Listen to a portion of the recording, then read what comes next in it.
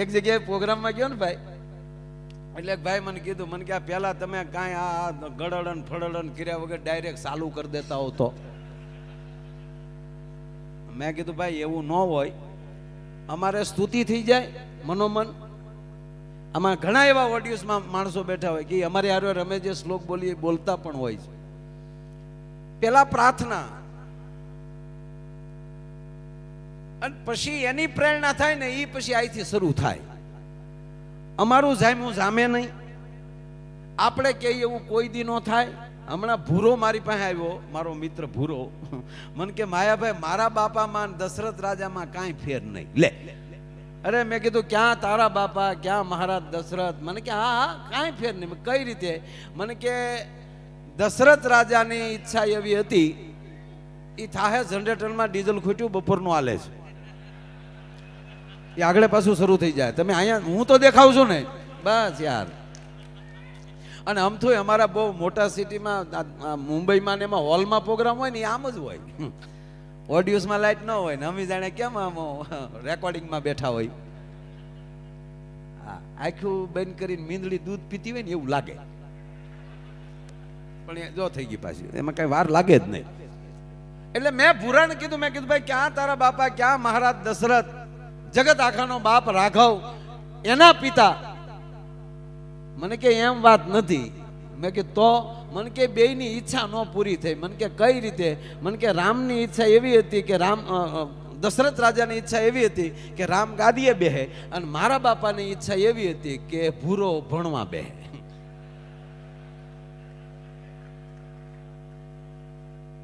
પણ આપણી જે ઈચ્છા પૂરી થઈ જાય એટલે આપણી નવી ઈચ્છા એક જન્મ લેતી હોય છે. જેમ આપણે જોજો, ગમે એમ જ્યાં જ્યાં ડગલા ભરતા જાય એમ આપણી ઈચ્છા, આપણે હાવ નાના હતા અને ત્યારે આપણે વડીલોને ખબર છે કે આપણે પહેલા તો સાયકલની ઈચ્છા થઈ, પછી એમ જો મારું પેન્ડલ મારવા પડે એની કરતા મોટરસાયકલ હોય તો સારું. મોટરસાયકલ રાજદૂત લીધા એ સમયમાં. રાજદૂત થયા પછી એમ થાય કે એખાદી એમ્બેસેડર હોય તો સારું. તે ઈ છું એમાલી થતા થતા કે ઇનોવા હોય તો સારું. ને અત્યારે BMW જે માણા પગ્યો ને મર્સિડીઝ જે પગ્યો, ક્યાં ક્યાં પગ્યો, તો હજી એમ કે ફળિયામાં હેલિકોપ્ટર પીડ્યું હોય તો સારું. ભગવાન કે તારે સારું શું થાય ઈ કે મને. એટલે કોઈ દી ભગવાન પાસે માગવું નહીં, એને કહેવાનું કે અમે જેવા હોય ને અમારી લાયકાત પ્રમાણે દેતો જાય, એટલે કાંઈ ઘટે તો કહેજો. કલેક્ટર સાહેબ ને બધા બેઠા છે, અમારા ભૂરાને સાહેબ કલેક્ટર સાહેબ નું દૂધનું દૈન્યું, સાહેબ ને દૂધ દેવા જાય એને બંગલે. તે એક દી સાહેબ કઈક ઘરે હતા ને એમાં વળી ભૂલથી સાહેબ ને એમ છે કોઈ હાજર નહોતું. સાહેબ પોતે ઉભે કે આય ભાઈ ભૂરા, આય ભાઈ ભૂરા કીધું. ભૂરાએ સાહેબ ને રામ રામ હાથ મિલાવ્યો. પછી તો સાહેબ ગમે ને ગાડી અડાડી દે. કલેક્ટર સાહેબ નું કામ હોય તો ભૂરાને મળી ગયો. એલા તને હાથ મિલાવ્યો એ ગુનો. પછી ગમે ત્યારે આખા ગામમાં કાંઈ કહેવાય તા કે સાહેબ નું કામ હોય તો ભૂરાને મળજો. તે ગામે કીધું, ગામડાને ખબર જ હોય ને કે આ દૂધ દેવા ગયો ને સાહેબ મળી ગયા હોય ને આ મૂળ તો ભૂરો. એટલે ગામે બે ત્રણ જણાએ કીધું કે અમારે ભૂરા કામ હશે તો કેવું એ તો બરાબર, પણ તારે તો સાહેબ અરે હાવ તારે ફેમિલી રિલેશન, આપણે દૂધ દે ઈ સાહેબ ખાય, એટલે ભાઈ એ તો તારું દૈન્યું છે ખાય જ ને. એટલે ગામનાએ કીધું કે એક કામ કર, અમારે કામ હશે ત્યારે જ કેવું, પણ આ તારા છોકરા ઊભા વાહડા આટા મારે ને એને ત્યાં નોકરી લગાડી દે. એટલે કે હા ઈ હાસો. ભૂરો સીધો સાહેબની ઓફિસ, હો કલેક્ટર ઓફિસ. સાહેબને જ ખબર હતી કે આમાં લેવલ કેટલું છે, એટલે લખીને ના લે મોકલું. સાહેબને કહો ભૂરાભાઈ મળવા આવ્યા. એટલે સાહેબની પાસે ચીઠી ગઈ, ભૂરાભાઈ દૂધવાળા આપણું દૂધ દેવા આવે છે એ મળવા આવ્યા છે. સાહેબને થયું કે આ ત્યાં ત્યાં બહાર વધારે ખોટી કરશું ત્યાં બીજી વાતો કરશે, એની કરતા બધી મીટિંગો કેન્સલ કરો ને ભૂરાને પેલા બોલાવી લો. આય ભૂરા આવ તા કેમ છો સાહેબ? આમ આટો ફરીને ઠેઠ સાહેબના ટેબલે રામ રામ મળવા ગયો અંદરથી. પણ કે અહીંયા જ બે તા આ પણ વાત સાચી સાહેબ, છોકરાને નોકરીએ લગાડવા છે. સાહેબ કે કેટલું ભણ્યા? ત્યાં ભણ્યા હોય તો અમે થોડા તમારી પાસે આવીએ. એટલે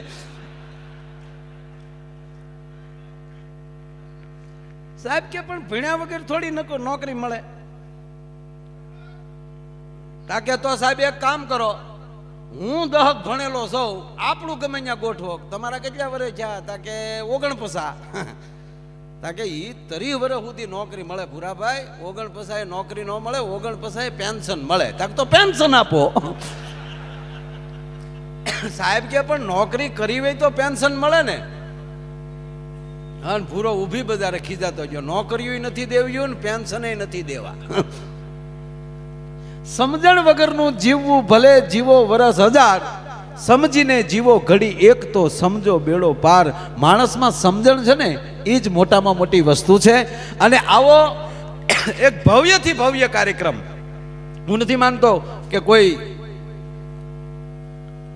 આવી ખેડૂત ઉત્પાદન સમિતિનો આવડો કાર્યક્રમ ક્યાંય ગુજરાતમાં થયો મેં પહેલો જોયો છે ઊંચામાં સાહેબ. અને એ દાતાઓને હું ધન્યવાદ આપું છું. બીજે બધે દાન આપતા હોય પણ આવા કાર્યમાં અને એક સમાજના હિત માટેના કાર્યક્રમમાં, અને એમાંય ખેડૂત માટે. સાહેબ હું રૂડું નથી લગાડતો. હું જ્યારે જમવા બેસું, મારો કાયમનો ક્રમ, હું જમવા બેસું ત્યારે ભગવાનનું નામ લઉં કે અન્ન દેવ છે, અન્ન બ્રહ્મ છે, હું બ્રહ્મને ખાઈ રહ્યો છું. એવા સારા વિચારથી ભગવાનનું નામ લઈ અને સાહેબ જ્યારે હું જમી લઉં ત્યારે મારો કાયમનો ક્રમ એટલું કહું, આ અન્ન જે ખેડૂના ખેતરમાં પાક્યું હોય ભગવાન એનું કલ્યાણ કરજો, એનું અભિરે ભરજો. અને નરું સત્ય છે. માણસ બહુ સંશોધનમાં ચડી જાય. આપણે જોજો કોઈ પણ માણસ સારું કામ કરતા હોય ને એટલે આપણે 5 જણાની વાતો કરે, ફલાણા ભાઈ બહુ સારા હો. અથવા તો કોઈ બેન આ વિસ્તારના ધારાસભ્ય, અને જે વિસ્તારમાં સારા સભ્યો મળે ને એ સારી વાત છે. નગર અમુક જગ્યાએ ધારાસભ્ય હોય પણ સારા સભ્ય ન હોય. હા, હું તમને એક સમયની વાત કરું. એક વખતે એક ધારાસભ્ય ગાંધીનગર ગયા, ત્યાં કોકે પૂછ્યું કે ઇંગ્લિશ ફાવે? ધારાસભ્ય કે સારું હોય તો દેશી ફાવે. લે, ઈ લોટ તો હાવ દેખાતો જ ન હવે છે. 1-2 ખરેખર ઓલા ભાષાનું કહેતા હતા ને આ પીવાનું સમજતા હતા. બોલો. પણ એક સારા સભ્ય ધારાસભ્ય મળે છે. એવા બેનબા તમને ધારાસભ્ય મળ્યા છે એટલે એમને પણ હું ધન્યવાદ આપું છું. એને તાળીઓથી વધાવો. કારણ કે દરેક કાર્ય મારે જે વાત કરવા જ આવી છે કે જે તમે કરી રહ્યા છો એ તમે નથી કરતા, તમારી પાસે કોક કરાવે છે. આઈલી માયાભાઈ બોલે છે, માયાભાઈ બિલકુલ નથી બોલતા. કોક આ બોડીનો ઉપયોગ કરીને બોલીને વયા જાય છે. કલેક્ટર સાહેબ રોજ આ કામ કરે છે, એ પોતે નથી કરતા. સાહેબ એની કોલેજમાં એની સાથે કેટલા ભણેલા છે પણ એ જ કલેક્ટર શું કામ? આપણી વચ્ચે એટલા બધા માણસો રહેતા હોય. અહીંયા તમે સાંભળી લો કે આ જે આપણા ચેરમેન સાહેબ છે માર્કેટિંગ યાર્ડ, આ સમિતિના ચેરમેન, હવે આ બધા એટલામાં આપણો ક્રમ શું કામ આવ્યો? ત્યારે માની લેવાનું કે ભગવાને મને આવું કાર્ય કરવાનો મોકો આપ્યો છે, મને આ પાત્ર આપ્યું છે અને એ મારે પાત્ર હવે ભજવવું છે. આ નરું સત્ય. એક નાનો દાખલો દઉં. એક ભાઈ એક રાજ હતું. એમાં ત્યારે લોકશાહી નહોતી પણ આ ક્રમ તેદી ચાલુ થયેલો. ભાઈ એ રાજમાં એવું હતું કે રાજાને 5 વર્ષ જ રાજ કરવાનું. 5 વર્ષ પૂરા થાય એટલે ગામ આખું ભેગું થાય અને હાથી જેની માથે કળશ સાહેબ ઢોળે એ નવો રાજા. પછી જે એને રાજા થાય એટલે પહેલું કામ શું કરવાનું પાછું ખબર? તમને આમ થોડું અજુગતું લાગશે આ વાત. પહેલું કાર્ય જ્યારે રાજા થાય એને રાજ તિલક થઈ જાય, ગાદીએ બેસી જાય એટલે પહેલું જ કામ એને કરવાનું કે એની પહેલા જે રાજા હતો એને બંધી બનાવવાનો. એને બંધી બનાવવાનો, આખી બજારમાં ફેરવવાનો. અને એની ઈ ગામની બાજુમાં એક બહુ મોટી નદી હતી અને નદીને સામે કાંઠે એક ભયાનક જંગલ હતું. અને એ જંગલમાં માનવ ભક્ષી પક્ષીઓ, પ્રાણીઓ આ બધા રહેતા હતા. ગીધ ને સિંહ, પક્ષી ઉપાડી જાય, પ્રાણીએ ઉપાડી જાય, આવા માનવ ભક્ષી બધા અહીંયા રહેતા હતા. એટલે એ જંગલમાં રાજાને મૂક્યાવાનો. એટલે બીજી વાર પાછો ગામમાં ન આવે. આ સિસ્ટમ કરી. ધ્યાનથી સાંભળજો આ વાત. હવે આપ જાણીએ કે એ રાજાને જ્યારે બાંધીને નીકળે એટલે બે પ્રકાર જોવા મળતા હતા. કોઈ રાજાને બાંધીને નીકળે તો સાહેબ પ્રજા રોતી હતી, અરે રે 5 વર્ષ આપણું કેવું કામ કર્યું. અમુક ને નીકળે બાંધીને એટલે પ્રજા પાછળ દેકારો કરતી હતી, ધૂળ ઢેફા ઉડાડતા હતા. અને ઓલો કગડા કરે કે મને મૂકી ગયો, હું ગામમાં નહીં રહું, હું બીજી વાર નહીં આવું, પણ મને મૂકી ગયો. આવી પરિસ્થિતિ 5-5 વર્ષે બનતી હતી આ રાજમાં. હવે જોવું, એમાં એક રાજાએ 5 વર્ષ પૂરા કર્યા, બીજા રાજા બન્યા. ત્યારે આને જ્યારે બંધી બનાવવામાં આવ્યો ત્યારે રાજાએ કીધું કે તમારે મને બંધી બનાવવાની જરૂર નથી, આપ કયો ને હું ચાલીશ, હું ભાગીશ નહીં. અને સાહેબ રાજા ખુલ્લા હાથે એમ કહેવાય કે બજારમાં નીકળે છે, પબ્લિક એને પગે લાગે છે.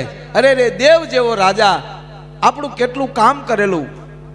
એ દેવ જેવો રાજા એમ કહેવાય, પણ હસતા મુખે. દરેક રાજાઓ રડતા હતા, જેને બંધન બાંધતા હતા ત્યારે રાડ્યો નાખતા હતા.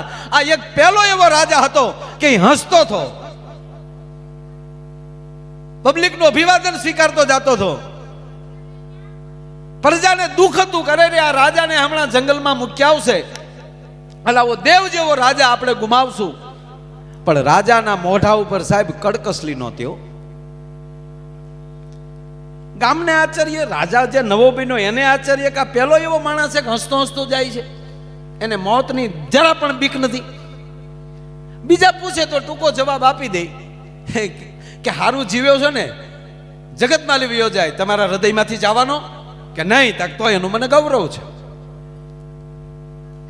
પણ ઘટના ક્યારે ઘટી કે જે નૌકામાં જ્યારે બેસાડતા ઓલા નાવિક જે છે એ સામે કાંઠે ઉતારી દે, તો એ પેઢીઓથી નાવું હકારતો હતો એ માણા. એના પહેલો એવો રાજા જોયો કે નૌકાની અંદર બેઠો બેઠો પણ ગીત ગાતો હતો. ત્યારે ઓલો નૌકાવાળાએ કીધું કે વડીલ, હવે તો તમે રાજા છો નહીં, પણ હવે વડીલ તરીકે હું તમને એટલું કહું, મારા જીવનની પહેલી આ ઘટના છે કે આવી રીતે ગીત ગાતો ગાતો માણસ એમ કહેવાય કે આમાં જંગલમાં જતો હોય. તમને મોતનો ડર નથી? બિલકુલ નહીં. અર્થ એટલો કે જરા તમે કાન માંડો ને. નૌકા વાળાએ કાન માંડ્યા તો સાહેબ હામા કાંઠે નોબતું વાગતી હતી, ઢોલ વાગતા હતા કે મહારાજ આ શું? કે જ્યારે હું રાજા બન્યો ત્યારે મેં પહેલું જ કાર્ય એ કર્યું કે મારા રાજમાં અને આ જંગલમાં સ્વચ્છતા અભિયાન થાય, ચોખાવ થાય.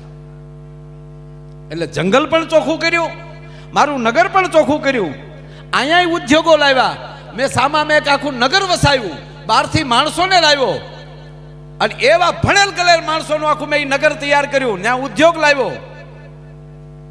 2 વર્ષ થયા એટલે મારું નગર તૈયાર થઈ ગયું.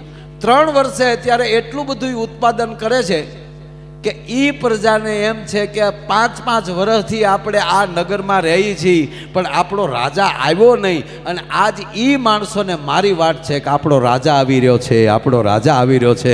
હું આ રાજમાલી નીકળી ગયો, પણ સામે તો મારું કાયમ માટેનું રાજ છે. મારો કહેવાનો અર્થ એ છે કે આ નામ રહંતા ઠાકરા, નાણા નહીં રહંત, કીર્તિ હુંડા કોટડા પાડ્યા નહીં પડંત. સાહેબ હાથમાં જ્યારે એમ કહેવાય કે જે કાંઈ આપણી પાસે સત્તા સંપત્તિ જે કાંઈ હોય એનો સદુપયોગ કરીને જે માણસ વયો જાય એને જગત કોઈ દી ભૂલતું નથી, કોઈ દી નથી ભૂલતું ને. એક છોકરાને એના બાપાએ કીધું બેટા હું ગુજરી જાઉં ને તો એક કામ કરજે નહીં. કે હું બાપા કયો નહીં. અમુક તો ગુજરવાની વાટે જ હોય ને. એક ભાઈ નિમાણા બેઠા હતા ને, એકદમ મોઢું આમ ઉડી ગયેલા લેમ્પ જેવું હતું. તેને પૂછ્યું કે કેમ ભાઈ હાવ નારાજ બેઠા છો? એ કે મારા બાપુજી ગુજરી ગયા. તો ઓલો કે પહેલી વાર તારા બાપાએ સારું કામ કર્યું. આખી જિંદગીમાં પહેલું વહેલું કોઈ તારા બાપાએ સારું કામ કર્યું તા ગુજરી ગયા ઈ. બાકી તારા બાપે આખા ગામના ટકા જ કર્યા. તા ઓલો બેઠો બેઠો કે હા હાશી વાત, આખા ગામના ટકા મારા બાપાએ કર્યા જ હશે. તા કેમ? તા કે આ જો ને મારે કરવો પડ્યો, જાતા જાતા મારો બાપ મારોય કરતો ગયો. એટલે ભાઈ એના છોકરાએ એને કીધું કે હું ગુજરી જાઉં ત્યારે બેટા કામ કરજે તું. શું? એ કે આ મારા આ તૂટલા બૂટ અને આ તૂટલા મોજા મેં પહેલી વાર બેટા લીધેલા ને, જ્યારે હું ઓલો થયો ત્યારે મેં પહેલી વાર આ બૂટ મેં લીધેલા, એટલે મને મારી જૂની યાદી છે. એટલે હું ગુજરી જાઉં ત્યારે મને છેલ્લે પહેરાવી દેજો. કાંઈ વાંધો નહીં બાપા. સમય જતા એ દાદા ગુજરી ગયા. એટલે એના દીકરાએ કીધું, જે વડીલો હતા, પંડિતો બેઠા હતા, કે આ બૂટ ને આ મોજા આ મારા બાપાને પહેરાવાના છે. મારા બાપાની ઈચ્છા હતી. તો બધા કે ભાઈ અત્યારે શરીરમાં કાંઈ વસ્તુ લગાડાય નહીં, ખાપણ સિવાય આને કાંઈ દેવાય નહીં. વિધિ વિધાન ના પાડે. સંસ્કાર અગ્નિ સંસ્કાર છે, આ એક સંસ્કાર છે આપણા જીવનના. એમાં આવું તૂટલું ફૂટલું કાંઈ કોઈ વસ્તુ હાથમાં વાળની વીંટી ન હોવી જોઈએ. 5 ગામના વડીલોએ કીધું કે એના છોકરાની ઈચ્છા હોય તો શીખો ને. તાકે ન શીખાય ભાઈ. ત્યાં એના બાપાની ચીઠી નીકળી. એના બાપાએ ચીઠીમાં લખ્યું હતું કે બેટા, તૂટલા મોજાય જો હારે ન આવતા હોય તો સંપત્તિ ક્યાંથી હારે આવશે. માટે સારો સમય મળે ને તો જગતમાં સારું કામ કરતો જાજે, જેથી કરીને જગત તને યાદ કરે. બાકી કોઈ વસ્તુ હારે નહીં આવે ભલા માણસ. અને હારે જો આવતું હોત, હારે જો આવતું હોત તો પહેલા પાર્સલ કરી નાખત ને બધું. આપણે નથી, આપણે આ ઘણા પ્રદેશમાં જવું હોય, અમેરિકા જવું હોય તો આપણે ઘણા નથી 2 દિવસ કહેતા બેગ તૈયાર કરો છો, એકચ્યુઅલી યુકે જવું છે.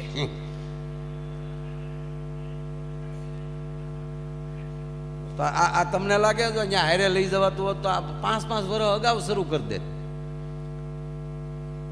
પણ મારો વાલીડો ભગવાન એવો છે ને, કોઈને ખબર જ નથી પડવા દેતો. એ લે આ લે એટલું જ થાય હો. અને કેવું કેવું પાછું ભગવાન આમ જો પાછું બનાવ્યું કેવું, બધું ત્રિગુણી. આ માયા બનાવી બધા ભગવાન. જો સવાર બપોર ને સાંજ આખો દિવસ પૂરો, બાળપણ યુવાની ગઢપણ આખી જિંદગી પૂરી, શિયાળો ઉનાળો ચોમાસું આખું વરસ પૂરું. આ બધું 3. અહીં જોજો આપણે આ બજારમાં હરાજી થતી હોય કે 1 વાર 2 વાર 3 વાર ડબદીન પૂરું. કેવું છે કા? હુમલાય 3 જ આવે.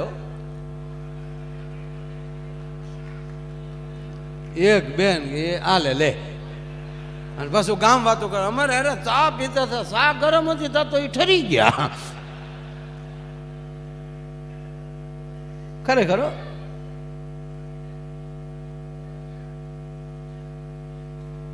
બધી વસ્તુ જો તમે આ જ્ઞાન અને વિજ્ઞાનમાં ફેરવું છે ભાઈ. જ્ઞાન છે એ જાણકારી, જાણવું એનો અર્થ થાય જ્ઞાન. અને એ જ્ઞાન પ્રાપ્ત કર્યા પછી વિશેષ ઉમેરો કરીને એને સારું કરવું, આનું નામ વિજ્ઞાન. આપણા શાસ્ત્રોમાં વાંચ્યું વૈજ્ઞાનિકોએ કે આરું આવી રીતે પ્લેન હોય, રાવણ પાસે હતું તો આકાશમાં આરું ઉડાતું તો હશે. તો એ કેવા એને પ્રયોગ કર્યા છે? પ્રયોગ બીજા કર્યા ને ટેસડા આપણે કરીએ. બોલો, આ પ્રયોગ તો બીજા જ કર્યા ને ભાઈ. આ જો આ પહેલી વેલી અહીંયા બજારની જે સ્થાપના થઈ છે અને કેટલા વર્ષ થયા છે, એને કેવી રીતે ખેડૂને સમજાવ્યા છે કે બાપા બધું ભેગું રાખો. અને હકીકત સહકાર વગેરે આ ઉધાર જ નથી, સાથે જ રહેવું. હમણાં હું એક ભાઈ આફ્રિકાના દેશમાં સાહેબ ગયો હતો, રવાંડામાં હું ગયો એટલે અમને અગાઉ કહેવામાં આવ્યું કે કોઈ જગ્યાએ કચરો તો નાખતા જ નહીં, ભૂલથી. બહુ ચોખ્ખો દેશ છે, નકર આફ્રિકાનો દેશ ચોખ્ખો. હા, પછી એને વાત કરી કે 94માં આપણી હારે જ હતા આ લોકો. 94 સુધી ત્યાં પણ જ્ઞાતિઓ હતી, જ્ઞાતિવાદ હતો. અને 94 ની અંદર 2 જ્ઞાતિ વચ્ચે, એક હુતુ કરીને કોઈ જ્ઞાતિ, એક બીજી જ્ઞાતિનું નામ હું ભૂલી ગયો સાહેબ. 2 જ્ઞાતિ વચ્ચે યુદ્ધ થયું, ધીંગાણું થયું, તોફાન થયું.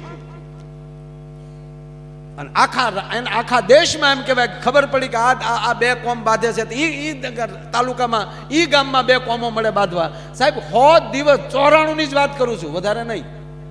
1994માં ઈ એટલું બધું તોફાન 100 દિવસ ચાલ્યું. 100 દિવસમાં સાહેબ 10 લાખ માણસ અંદરો અંદર કપાઈ ગયું છે. 10 લાખ. અને એ દેશમાં 200 જેટલા એના સ્મારકો બનાવ્યા છે સામૂહિક દફન વિધિના.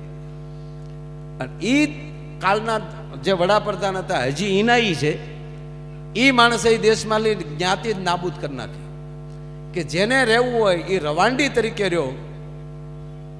અને આજ પછી આ દેશમાં અંદરો અંદર કોઈ પણ પ્રકારનો વાદ વિવાદ ન હોવો જોઈએ. અને સાહેબ આજ 94માં ખાલી એક છા છે તો આજ વર્લ્ડના 8મા ક્રમની ચોખ્ખાઈ વાળો દેશ બન્યો છે. અને તમે આવા બધા અહીંયા તો અમારા ભાવનગરથી માંડીને અહીંયા સુધી આપણે વૈયાવો તો આપણા તો જિલ્લાય બધા એવા છે, ખેડૂ અહીંયા એવા છે, વેપારીઓ અહીંયા એવા છે. કોઈ પણ ક્ષેત્રનો માણસ તમે લઈ લો, ભારતનો માણસ ગમે ત્યાં છે, ગુજરાતનો માણસ ગમે ત્યાં છે, ક્યાંય કોઈ દી પાસો નહીં પડે ઘર સિવાય.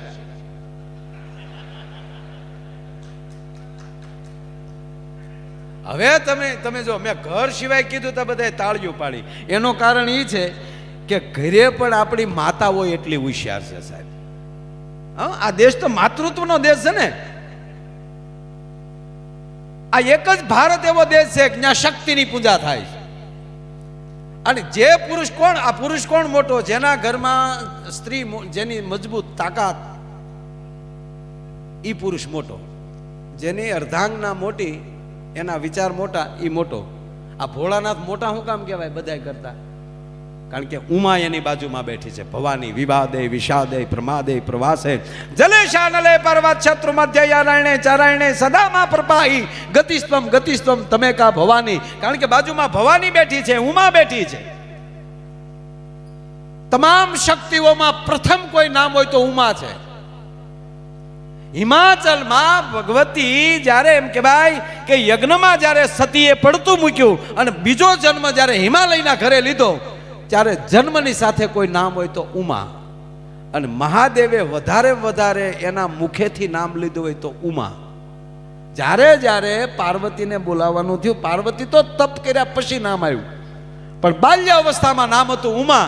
અને એ નામ મહાદેવને બહુ ગમતું, એટલે જ્યારે જ્યારે કઈ બોલાવવાનું થાય ત્યારે મહાદેવ ઉમા તરીકે બોલાવતા હતા. રામાયણનો કોઈ પણ સોપાઈ લઈ લો ભગવાન શિવની, એ ઉમા કહું મેં અનુભવ અપના, આ ભગવાન શિવ બોલે. એ ઉમા, એ પાર્વતી, ઉમા કહું મેં અનુભવ અપના, સત હરિ ભજન જગત સબ સપના. એટલે મહાદેવ મોટા છે, બાજુમાં પાર્વતી ઉમા બેઠી છે. રામ મોટા છે, એને આપણે બધા ભગવાન કહી છે. શું કામ? એની બાજુમાં કહેવાય કે મારી તમારી જગદંબા જગતજનની જાનકી બેઠી છે. અને દરેકના ઘરે જો સવારમાં માં ઊભી થાય એટલે અષ્ટભુજા છે, 8 કામ કરતી જતી હોય. ઘડીક છોકરાઓના નવરાવતી જાય, પછી 4 નાસ્તો કરતી જાય. સવારમાં જો શક્તિના રૂપ છે. બાપની ઘરે હોય ત્યારે બાલિકા છે, કુંવારી છે ત્યારે ઉમા છે, પણ લગ્ન થાય એટલે સવારમાં જાગે એટલે સીધી અષ્ટભુજા. ઘડીક આમ કામ કરતી જાય, ઘડીક સુલાનું કામ કરતી જાય, ઘડીક છોકરાઓને હાચવતી જાય, એને તૈયાર કરતી જાય, ત્યાં સ્કૂલનો ટાઈમ થઈ જાય, એને છોકરાઓને તૈયાર કરતી જાય, ત્યાં ઓલા ઘૂઘુને ઓફિસનો ટાઈમ થઈ જાય, એ ઘૂઘુનું ટિફિન તૈયાર કરતી જાય. 8 હાથે કામ કરતી હોય. એ સવારના પહોરમાં જગદંબા અષ્ટભુજા છે. રસોડામાં રાંધતી હોય ત્યારે અન્નપૂર્ણા છે. કરકસર કરીને ઘરની સંપત્તિનું ધ્યાન રાખતી હોય ત્યારે લક્ષ્મી છે. અને ભૂલથી એના પતિએ એના બાપુજીનું એના ભાઈની ખરાબ વાત કરી તો ચંડી છે. આ નરું સત્ય છે. અને આપણે પુરુષો ભાગશાળી છીએ, આપણે બધાય રૂપના દર્શન થાય. બોલો,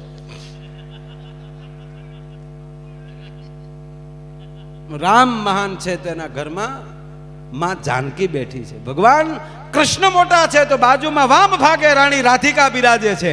જો કૃષ્ણના જીવનમાં રાધાને આવ્યા હોત ને તો એ કૃષ્ણ આધા હોત. આ મને એ ન સમજાતું કોણે એવું કર્યું કે ભજન કરવું હોય, ભક્તિ કરવી હોય, એને કુંવારા રહેવું. મને આમાં ભગવાન જેટલાને મળ્યો છે ને એ કે કુંવારા નથી મળ્યો, પરણેલા ને ભગવાન મળ્યો છે. શેઠ સગાળચાને મળ્યો, નરસિંહ મહેતા પરણેલા, મીરાબાઈ પરણેલા. ગ્રસ્થાશ્રમ ને પહેલો આશ્રમ કહેવામાં આવ્યો, એને જ ભગવાન મળ્યો છે. હા, એ સંન્યાસ આશ્રમ છે 100%, એને પ્રણામ. પણ ઘણા એમ કે તુમ સંસારીઓ કો તુમકો ક્યાં પતા ચલે એમ કે આપણે એમ કહીએ ને ઘણા ને બાપુ જય સિયારામ, અરે જય સિયારામ વાલે જાઓ, તુમ સંસારીઓ કો ક્યાં પતા ચલે, લે એટલે અમે સંસારીઓ એમ ફાળા અમારી પાસે કરો છો ને સંસારીઓ મોળા હોય નહીં. એ યોગની ધારા આખી જુદી વસ્તુ છે, પણ ભગવાન સાહેબ મળ્યો તો સંસારીઓને જ મળ્યો,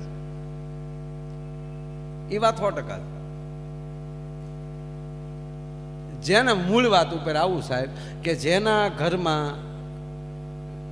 જેની પત્ની સારા એ પુરુષ મોટો.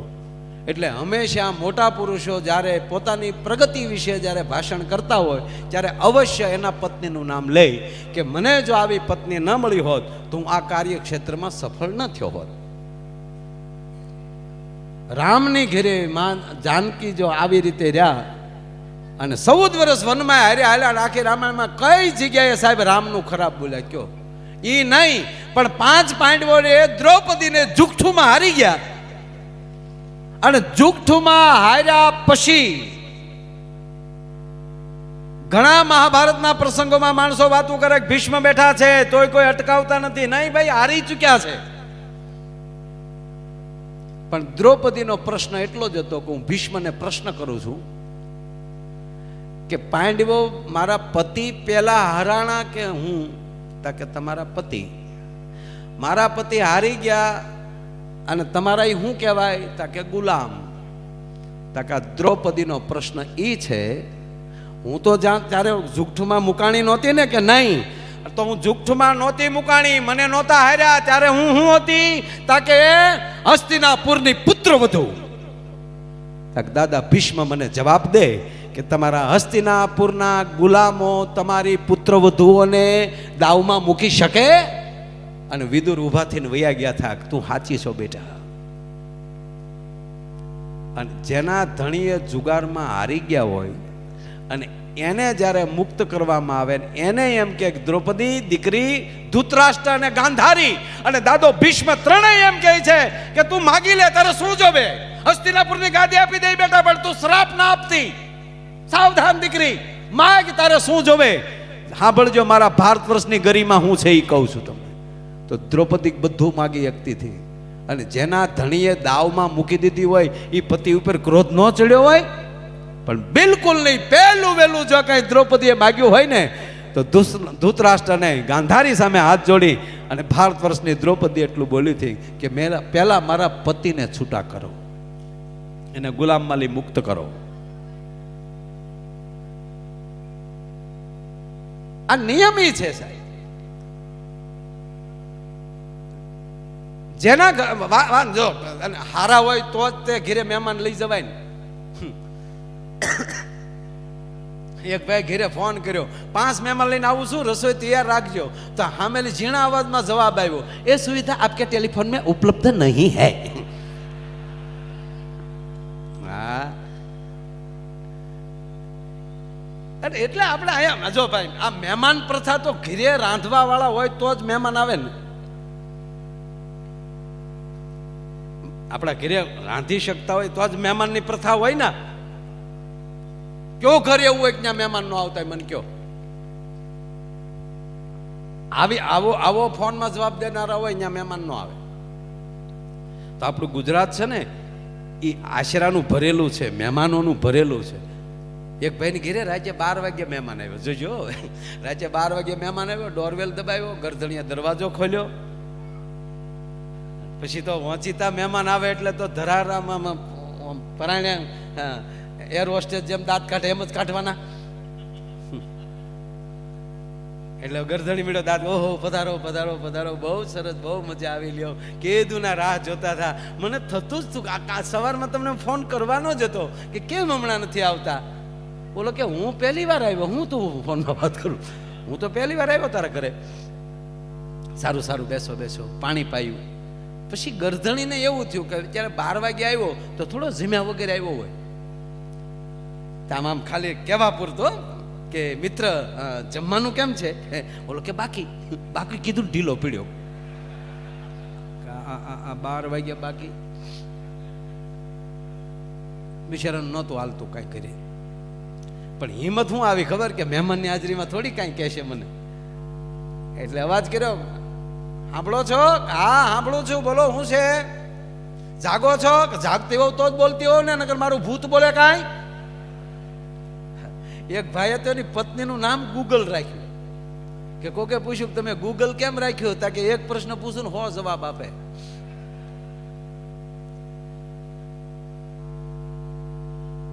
આ મહેમાન આવ્યા હતા કે હા મેં ભાડ્યા જોયા મેં, કે પણ જમવાનું બાકી છે, કે સવારે નાસ્તા આરે, આ ધર્મશાળા નથી મન ફાવે એમ દોડ્યા આવે.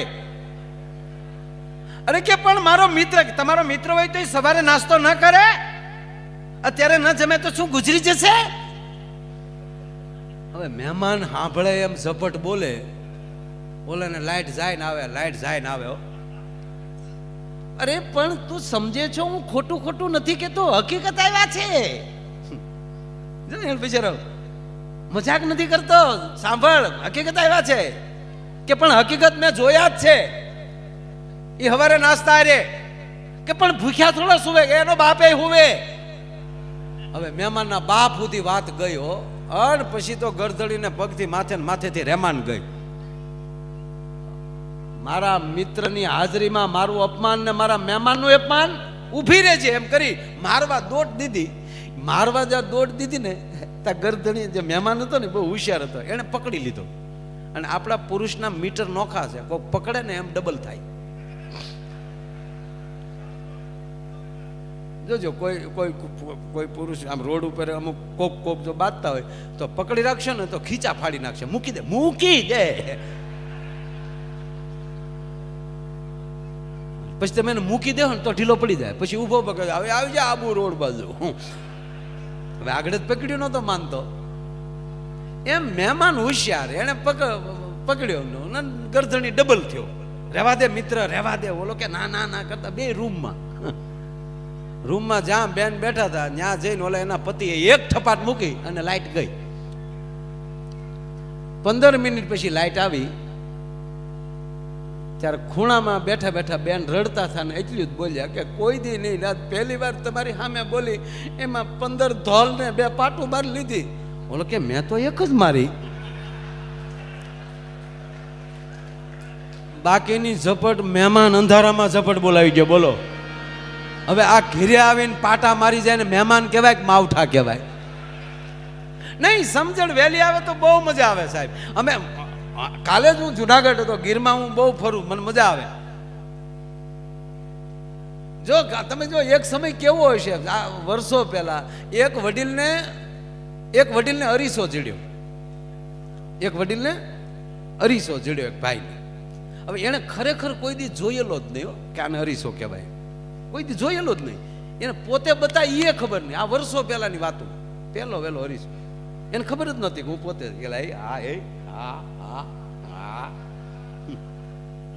સાહેબ 2 મિનિટ બેસો, આ વાત પર નાખું ત્યાં હું આ એક વાત પૂરી કરી નાખું. અરીસા વાળી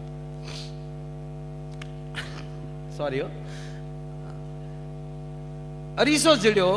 ગામડાનો માણસ, હાવ અભણ, કોઈ દી અરીસો જોયેલો નહીં, આને અરીસો કહેવાય. આપણે પોતે આવા બતાવી એ ખબર જ નહીં. અને એ તો આમ જો વાહ હે વાહ, હા કોક આવે ને તો તરત આમ પાછું છુપાવી દે, ભૈયા જાય તરત કરે વાહ વાહ. 3 દી ઘીરે જ ન ગયો. એની પત્નીને એમ થયું મારું ઘૂઘલું 3 દી થઈ ગયું ક્યાં? તે બેન ભાત લઈને ન્યા ગઈ. તેના પત્ની ન્યા ગયા ને ભાત લઈને, ટિફિન લઈને, આમ જોતો હતો. એની પત્નીને આવતા જોઈ ગયો ને, અને આને છુપાવી દીધું પાછું. એની પત્નીને શું મારા રોયે ક્યાંક છુપાવ્યું છે. જમવા બેસાડી, વાતવે વળગાડી અને ધીમેક દિન પછેડી લઈ લીધી. ખોલ્યું તો અરીસો, બિચારી એને નહોતો જોયો. એ ટકલ લઈ જઈ કે મારો રોયો ઘરે ક્યાંથી આવે?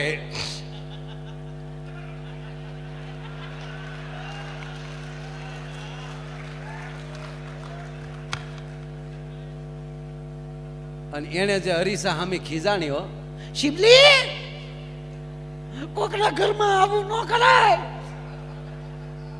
એ તો રડતી રડતી ગઈ ઘરે, અને એની સાસુને જઈને એટલું કીધું તમારા દીકરાને આવું ન કરાય.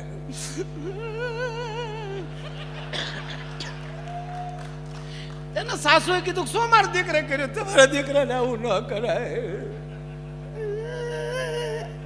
મને પૂછ્યું હોત તો હું ના ન પાડત. એક વાડીએ રેત ને એક ઘરે રે, પણ મને આવી રીતે નહોતી છેતરવી. પણ કે મારા દીકરા શું કર્યું એ તો કે બીજી બાઈ લાવ્યો. ક્યાં છે કા રહી? હવે એ ડોશીમાં એ બિચારે જોયેલું નહીં કોઈ દેરીસો. તો ડોશીમાં મીડ્યા રડવા કે મારો રોયો લાવ્યો ને હાવ બુઢી લાવ્યો. સમજણ દે તો ભેગું ધન દે, નહીતર તારી સમજણ પાછી વાળ. એક તો સમજણ એમાંય નિર્ધન, આવા બબે ધક્કા સીધ માર.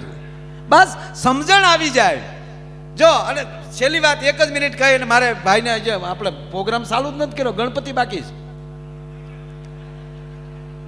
આજે ક્યારે પૂરું થાય નક્કી નહીં, કારણ કે હું આજે 180 ની સ્પીડમાં આવ્યો છું. એવું હતું કે રૂપાણી સાહેબ ને બધા હોય ત્યાં ભળી જાય. પછી જીતુભાઈ કીધું હું સૌ નહીં, ભાવનગર વતી તું મોડો આવ્યો તો હાલ છે તો ઓકે. એટલે આજ કારે પૂરું થાય, હું બોલું એ કઈ નક્કી નથી. હજી પ્રોગ્રામ શરૂ કર્યો જ નથી, હજી પરિચય ક્યાં કોઈનો આપ્યો. નહીં તો પ્રોગ્રામ ચાલુ થાય એટલે પરિચય દેવાય ને કે અમારી સાથે ફલાણા ફલાણા આવ્યા છે, વગાડવાવાળા આ છે, મંજીરાવાળા આ છે, બોલવાવાળા આ છે, ગાવાવાળા આ છે. એ કાંઈ હજી કર્યું જ નથી, કાંઈ હજી ટેસ્ટ રિપોર્ટ ચાલે છે. પણ એક વાત કહી અને હું કાર્યક્રમનો દોર આગળ વધારી. રૂપિયા જરૂરી છે, વાતું થાય કે રૂપિયા વગર ન ચાલે, રૂપિયા વગર વગર ન ચાલે. નથી ઘણા વાતો કરતા રૂપિયો હાથનો મેલ છે. અને અમુક તો સાહેબ આપણે ટીવી ચાલુ કરીએ ને તો 3-4 જણા તો રીહ માલી ટીવીમાં બોલતા હોય, એ લક્ષ્મી હે ઉસકે પીછે મત ડોટુ દો, એ મિથ્યા હે. તો એ મેલ હોય તો ઉખેડીને તમે ફાળો કરજો ને, તમે તો શું કામે કરો? નહીં સાહેબ, પૈસા વ્યવસ્થા, રૂપિયા વગેરે હાલે જ નહીં. આ પેટ્રોલ પંપે ઉભા રહી 2 દુહા ગાઈ તો કઈ ટાંકી ફૂલ ન કરી દે પંપ વાળા. એ 4500 આપીએ ને ત્યારે કોગળો બહાર આવે ઘળક દે. પણ સર્વસ્વ નથી, એ વ્યવસ્થા છે. આ દાતાઓએ આપી દીધું. એ તો જ્યાં સુધી આ સમિતિ આ દિવાલું રહેશે ત્યાં સુધી નામ રહેશે ને કે અહીંયા કેવા કેવા વ્યક્તિએ દાન આપ્યું છે. દાખલા તરીકે એનો ટૂંકો દાખલો દઉં કે એક ભાઈ મારી પાસે આવ્યા. દાખલા બહુ 1 જ મિનિટની વાત સાહેબ. મારી પાસે આવ્યા ને કીધું દાખલા તરીકે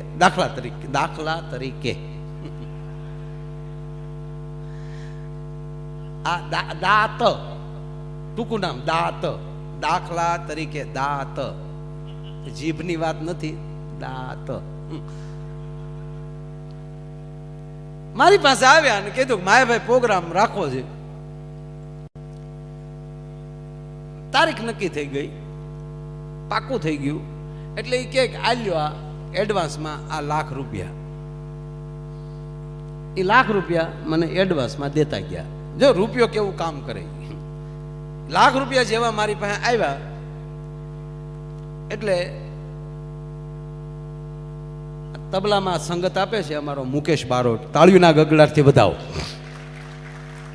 એ ₹1,00,000 મારે મુકેશને આપવાના હતા. જો પરિચય સાથે વાત, નો ટાઈમ બગડે, પ્રોગ્રામનો પ્રોગ્રામ થઈ જાય, પરિચયનો પરિચય દેવાઈ જાય.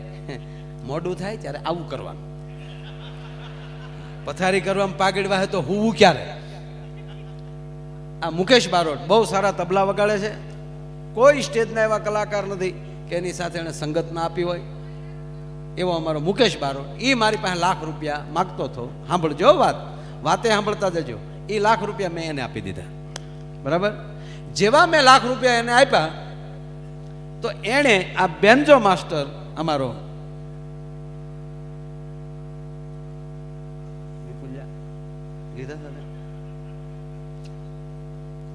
વિપુલ મકવાણા, એને જોરદાર તાળીઓથી વધાવો. એ ₹1,00,000 એને આપી દીધા. એને જો 1,00,000 મારી પાસે હતા, મેં આપ્યા. 1,00,000 2 છા, એ લાખ અહીંયા વ્યા ગયા. એની પાસે અમારો મંજીરાનો માણીગર ભૂપતભાઈ મેર માગતા હતા. વધાવો તાળીઓના ગળાથી. એ ₹1,00,000 એને આપી દીધા. એ મેર સાહેબની પાસે અમારે મીર સાહેબ, મહેન્દ્ર મીર, આજના ભજનીક, બહુ સારા ભજન ગીતો, તમારો અહીંનું ઘરેણું છે, આ વિસ્તારનું ગૌરવ છે. એ મહેન્દ્ર મીર માગતા હતા. વધાવો તાળીઓથી મીરને. 1 લાખ, 2 લાખ, 3 લાખ, 4 લાખ અને 5 લાખ. 5 લાખનો વહીવટ થયો ને. પાછું બન્યું એવું કે એ મીર સાહેબ પાસે માયો આ હીર માગતો હતો, હું માગતો હતો, એણે મને આપી દીધા પાછા મારી પાસે આવી ગયા. જ્યાં મારી પાસે એ પૈસા આવ્યા ને, ત્યાં જેણે પ્રોગ્રામ નક્કી કર્યો ને એ બીજે દી આવ્યો. મને કે માયાભાઈ, વરસાદના હિસાબે પ્રોગ્રામ કાલનો જામનગરનો કાલનો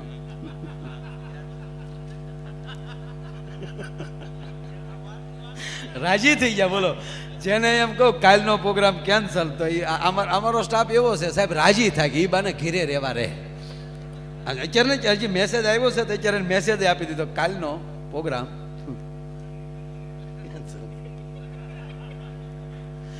જે ભાઈએ પ્રોગ્રામ નક્કી કર્યો હતો એ આવીને કીધું ભાઈ પ્રોગ્રામ કેન્સલ છે.